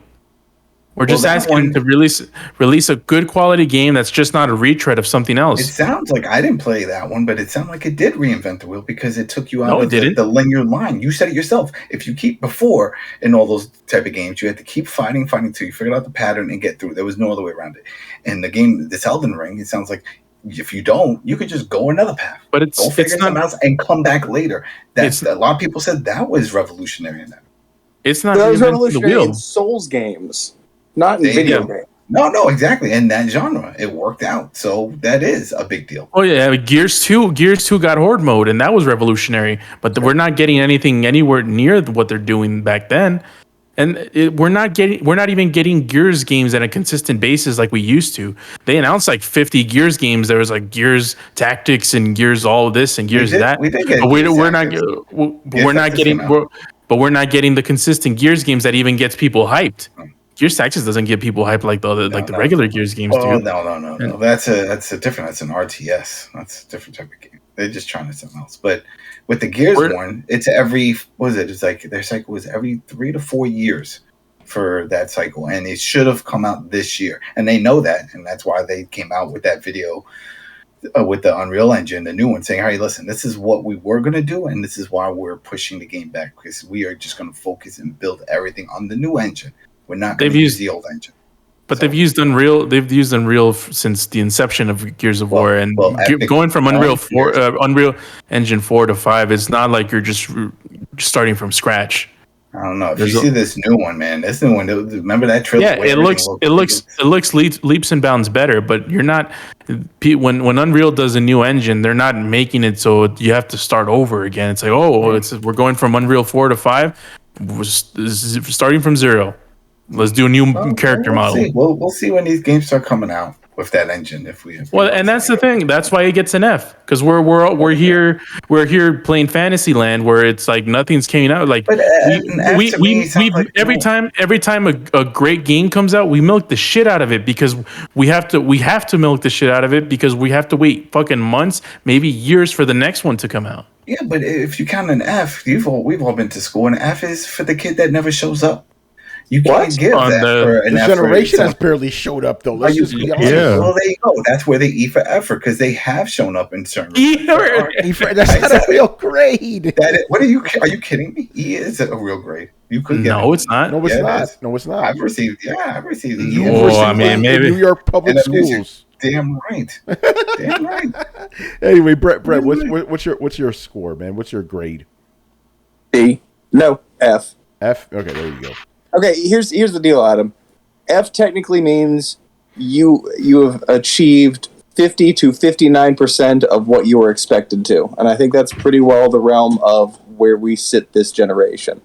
And like, we're giving it a straight F. Like, if I go to school sick and I answer half the questions wrong on the test, I still get an F. I understand that I was sick. Everybody understands that I was sick. That doesn't change the grade, though. Right? So, like, the fact that we're 2 years in and we don't have a major game lineup, we don't have exclusives to this generation, that alone is damning. That alone, in any other console generation, like 2 years in, you're supposed to be hitting the goal, you're supposed to be hitting the stride, the golden age of your gaming. Where the fuck are all your games? And I understand that a pandemic has been going on, but from where we stand, I feel like we've reached not even 50% of the potential, but 50% of the things that they promised. And I understand that they shouldn't have promised them, but they fucking did. Right? So that's not my fault that they put my expectations up here and then delivered down here. You set the grade. And by those standards, I'd say, maybe D range. Maybe we've hit 60% of what we could do, but just the simple fact, like, I can't give... It's definitely below C. It's definitely below average for the standard. Like, in terms of console generation launches, this is way less than average. It has been by far the worst console generation launch I've ever lived through. Yo, So Brett, if this was the first ever console generation, it gets an A for me because there's no standards to before it. Lived through the Jaguar. The Jaguar was fucking horrible. Generation. We were so Generation. hyped for that. Generation. But he said in his life. And Yeah, the Jaguar wasn't a generation, though. The Jaguar? Jaguar is Jaguar not a was a generation. system, not a generation. Yeah. It was a console. No, but we're talking about generations. We're talking about But generations. still, I'm thinking of it just as a launch of a platform to play. Like No, this we're is talking We're talking about the generations. launch of a generation that's multiple then platforms. You could put the Sega CD in there then. Or the 32X. 32X also was a letdown. But that what was generation is that? That was the That was 16-bit generation. Genesis generation. Yeah, it was still fucking that was like still great. a bump. You know, That was still wasn't great. 32X was whoa, the 16-bit era was not great. no the 16, but the 32-bit for what they 32-bit was great too. That You know? did not work out. If it did, it would The have 32-bit era didn't work out. The PlayStation 1 didn't work out. Not for the Sega one. Not for No, the Sega. Adam, we're not talking about individual consoles. We're talking about entire generations. We got to talk about everything. You can't generalize Adam, like that. Yes, you can. That's how you have names like that. Generations. That's a generalization. Come on now. Yeah, and I don't agree with that. That's my Well, you're opinion. wrong then, because that's how it's fine. always been classified. I don't agree with that. I don't do that for anything, music or anything. Oh, this whole generation of music. Genres exist, dude. They exist. You can have genres. But So you don't have by to that logic, you go, generalize oh, the the whole 80s didn't exist. I don't count it like that. The 90s didn't exist. I don't count. That's generalization. I don't Come hate on, them. dude. I don't understand. We're not talking about hate. We're talking about this. You're doing this on purpose right now. So let me move on to the next question. I don't know. What You're doing this Well, on I mean, purpose right now. He's if trolling, if he's someone trolling, he's asks, trolling. but I do want to clarify. If someone asks you, is like, do you like 80s music? And I'm like, do you think 80s music was good? It's like, yeah, I liked the Black Album. I liked. No, that was the 90s, Motley buddy. Crue. That was the 90s, buddy. Oh, it was 1990. Okay, whatever they released before the Black Album. Yeah, Justice for All, Master of Puppets. Yeah, there you go. Master of Puppets. But the thing is, there was different times. You had new wave during the 80s. You had the rock. You had still. Yeah, but your class of. Through that. But when someone asks, say the generation by linking all them together. If I didn't like one of them. Yeah, but Adam, that's the way it's always been. We have console generations. You know this. I know this. Yeah, but the thing is, we don't like any of it. We don't like any of what's released. They hate them all. No, nobody's saying they hate them all. I just said this generation. Generation 8. We're talking about Generation 8 right now. Yes, we think it's has been the worst. Yes, has easily. been the worst launch of a generation across multiple consoles I've ever seen because we have multiple consoles 2 years in and still no games. Yep. Yeah, no one could. You can't debate that. You can't debate that. Yeah, I guess it depends on what you like. We said No, we know. it's not what I think. It's just what is established. We've had people in the chat even come at us and, "What do you keep saying no games?" And then you have to clarify. Well, I mean AAA games. I'm talking about games there games that show off the system. Yeah, what games have shown off the system? I can only name one, Ratchet and Clank, and that barely does it. Come on now, this generation's fucking whack. And the thing, like, yeah, we got Elden Ring to come out, but that's the last gen game, PS4 game. You know, every game. PS4 was a great generation. Yeah, it included Elden Ring. Even that. I'll stop right now because I'm getting worked up. Now that you add about this generation sucks. It's a piece of shit. we need something, man. I don't know. Man, I remember last year because normally what I do is I make my favorite top 10 games of each year, right? I do this on Twitter every year. Last year was the first year I was like, damn, I have to scale it down to 5. I think this year's going to be 3. Nothing. Barren. God of War's coming out. What else is coming out? Callisto Protocol. What else? Dude, at the end of the year, this year, the whole gaming... This generation, it gets worse. It gets worse. It gets worse. What a shitty fucking generation, man. You know? Dude, we're going to get to the end of this year. Yeah, forget it. We're going to get to the end of this year, and like instead of everybody's like top games of the year, they're just going to be a bunch of, hey, remember Elden Ring?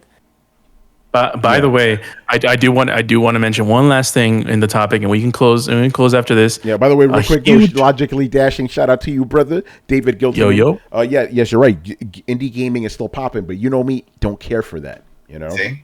But it's not only that, but the fact that this generation has been boo boo has made the best PR for the Steam Deck. Yeah, the fact that we're super hyped about the Steam Deck means that we have no other fucking games to play. So we're like, well, might as well do the indie stuff. Might as well play my back catalog and my SNES games on the Steam Deck because I'm not playing fucking whatever game is supposed to come out for the generation. So. I will say this. You got that PS5 Binding of Isaac though. That's the best version. You got that Xbox Series S for Hades though, right? Come on now. I will say this: I have played more indie games in the last year than I had probably like for the 5 to 10 before that, and part of that is Game Pass, and I have to say I do like fucking Game Pass. And it holds a special place for me because I've talked about it before. I had the Sega channel when I was a kid. I was one of the select markets they decided to put that shit in, and then immediately close it up. But it was dope. I could just roll through games and just pick something like it was Netflix. It was ahead of its time. But I'm still playing. Like I just tried My Friend Pedro. I'm not sure that I would have bought My Friend Pedro outside of the Steam sale, but I played it on Game Pass and fucking dope. I bought that game because Adam would not stop talking about it. Great game. It's an awesome game. Fantastic game. It kicked into the basketball hoop. Did you get to do that? That's always fun. Yeah. It's just an awesome game, and I think that I don't know how to quantify this or where to put this, but like just having Game Pass, a pool of free indie games, it's definitely an asset, right? Like it's not like. You're releasing a bunch of AAA games, and it's not like, I don't know, like you can still play Ori and the Blind Forest on PlayStation, but you play it for free on Xbox, and that's some kind of weird. Whoa! Ori and the Blind Forest is not coming on PlayStation. Yeah. I'm sorry. My bad. PC and Xbox game. Yeah. And Switch. It's one of the many other indie games that I hear. Yeah, it's on everything but PlayStation. Yeah. Ori isn't. I forgot about that, but there's lots of games like is Hades on Xbox or on PlayStation? I don't know if it is on Play. I know it's on Xbox. I know that. There's a lot of games I'm not sure. A lot of indie games that you can play on PlayStation. It's not that you can't, but to have a pool of them for free. And I know it's not free because I'm still paying for Game Pass, so I understand all of this. You're not paying individually. It's a buffet. It's a different way to approach. Yeah, it's a buffet. It's like Warren Buffett.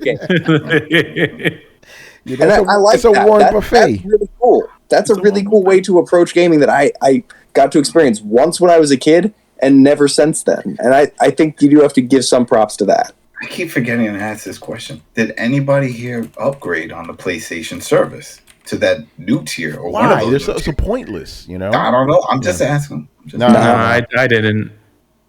I already have Game Pass, so it's like I can't handle two of those types of subscription services. So, And they're right in that sentence there. That's the problem for Sony, right? Like we saw with Netflix, you're going to have one streaming service. This isn't going to be something that Sony can watch Microsoft succeed with and then come in and follow up to do the same thing. At least, most likely not.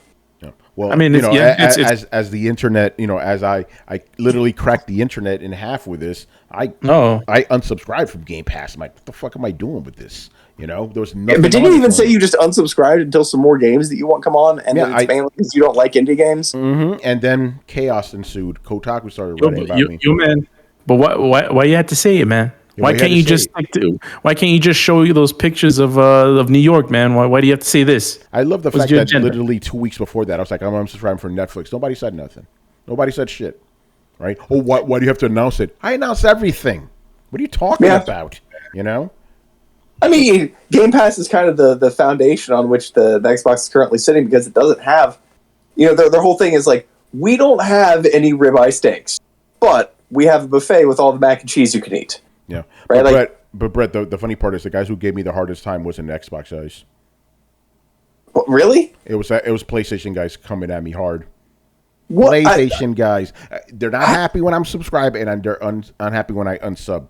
Why did they not? Why are they unhappy when you unsub? I would have thought they would have been doing a little victory dance in the streets. No, they were doing that because they claimed that I unsubscribed because I didn't want the FTC to come after me. I'm not making this up. This is what they said. Oh my god. Oh yeah, because of the Paris thing. Yep. Fucking stupid. Hey, let's move on. Last question of the night. Mighty Nerd, he threw this one here during the chat tonight. What's going on, Mighty Nerd? Always good to have you here. Yo. Adam, this might be a little bit more for you since you have more knowledge of this.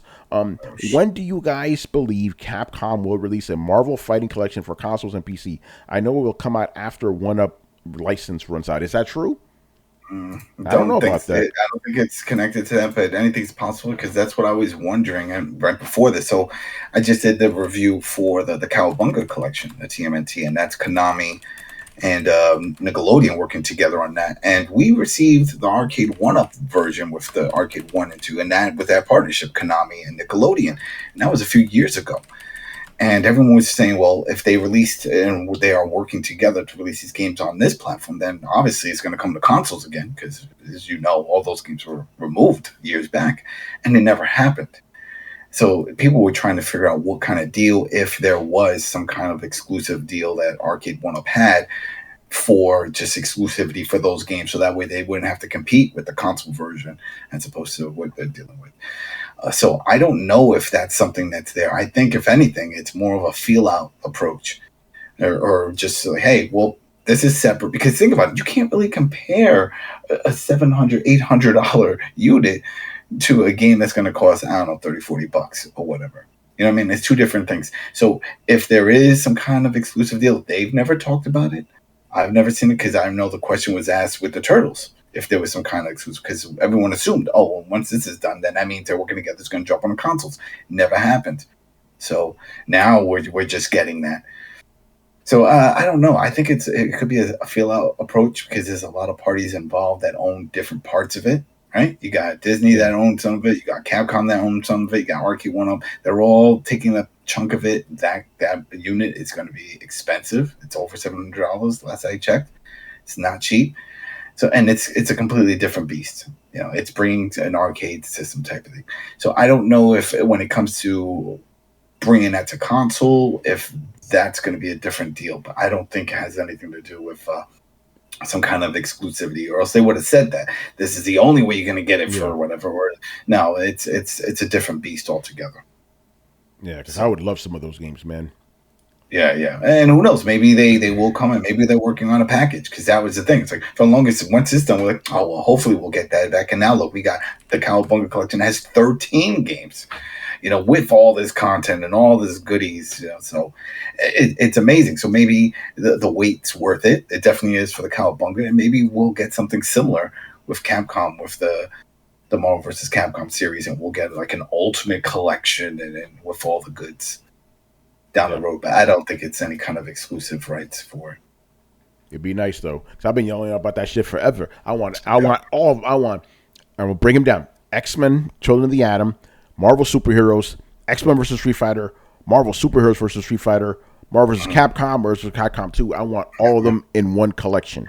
You know, I just think there's so many parties involved financially. Now you have to work together with these groups, just like Nickelodeon had to work with Konami and then work out a deal, and then you got Arcade One Up. Everybody's taking a chunk. It explained why it's so expensive now. Because everybody is involved, as opposed if it's just a one-on-one fight. Tony, you own something, I want something. If they were, it's just us two. Yeah, but then you gotta get this guy and that party. It's like, and everybody's taking a chunk, and there's a lot of deals. So once you start hitting the market with consoles, then that gets complicated because then you're jumping onto consoles. We're doing with PlayStation? Are they paying extra for certain things? Are we gonna be exclusive? Or are we going with Microsoft? Are we going with both of them? All right, so how much do we charge? I don't know. We gotta look at the market. How many units are sold? Are we going next gen? What is that? Like, that's what I was surprised with the Cowabunga collection. It was for the Series X. I was like, oh, really? These are the ports. It's like, oh, okay. But hey, whatever. So it is what it is, man. Is he getting? Just wondering in the chat, is he going to get the Arcade One Up? That collection? Mighty Nerd, yeah. Let me know if you're interested. Yeah, you going to pick that one up? Yeah, man. Real quick, I want to give a shout out to my boy Death Strike Virus. We've known each other for years on Twitter. My metal brother, listen to some Lamb of God, man. Man. All right. Yeah, Lamb of God, man. Good shit. They came out with a new album. I saw them open for Metallica back in 2009 at the Garden. Oh, wow. Damn. I saw the last time I saw them was September. Damn, it's been a year. There you go.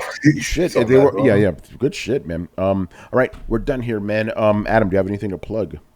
Yeah, we got Tales of the Walking Dead. Probably either tomorrow or Tuesday, but this is for episode 4. This is Amy and Dr. Everett. So this one wasn't too bad. A little slow, but the story's pretty good.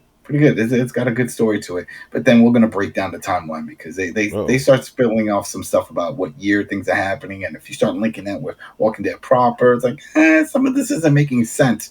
So I don't know, but we'll talk about that. That's on I Am Negan if you're into The Walking Dead. It's on iTunes, Spotify, and of course the Coalition. And then I see that tomorrow. I gotta look at my embargo. I think it's tomorrow it ends.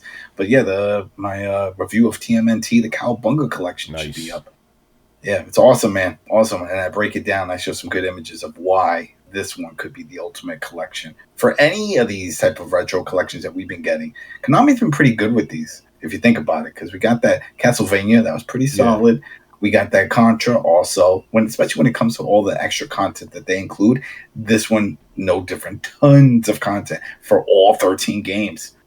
So gotta make sure I get that for Steam Deck. Yeah. Oh, this is definitely, that's what I meant. It's like, yeah, they sent me one for review, but I'm going to double dip in my pocket for a few copies of this thing, because this is one to have, and then even my kids had a kick out of it playing the old Game Boy version, just because, they make sure you get a physical one too, Adam, just in case. Physical, right? Yeah, that's it. Right? That's true with this, but I don't see Nickelodeon letting go of the Turtle license. Yeah, that's true. Yeah, Nickelodeon. Yeah, they paid so much. And if you want to buy some for your Throwdown buddies, there you go. Throwdown buddies. Yeah. Let me see what else. So got that, and yeah, that's pretty much it. So yeah, check out I Am Negan if you're into that stuff, and then of course Coalition with a K, not the C. Logically, Adam, you'll like this one. David says Konami Sports Collection with Blades of Steel and double dribble. Imagine that. Blades of Steel. Yeah, they say that one. And then they zoom in, drop the gloves, fight, boom, boom, boom. And then the blood. I was like, I missed that. Oh man.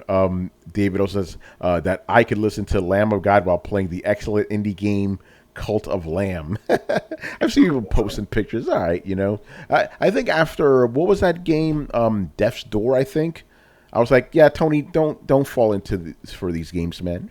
Don't do it, because I saw a bunch of people talking about it on Twitter, and I got a review code. I'm like, this could be cool. I played it. I'm like, didn't do it for me, So with this one, it's getting that same type of hype. I'm like, yeah, don't bother. You're probably not gonna like it, All right, man. So we are done. So make sure you follow Throwdown on Twitch and Twitter.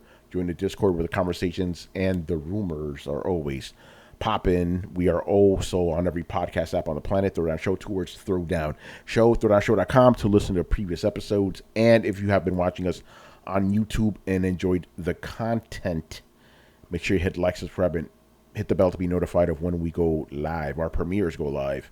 Links to everything down below. Once again, I was your host, Tony Polanco, and tonight I was joined by Carlos Romero. Peace out. Adam Vale. Have a good week, everybody. Brett Murdoch. Deuces. And Brian Manjoma. Have fun, people.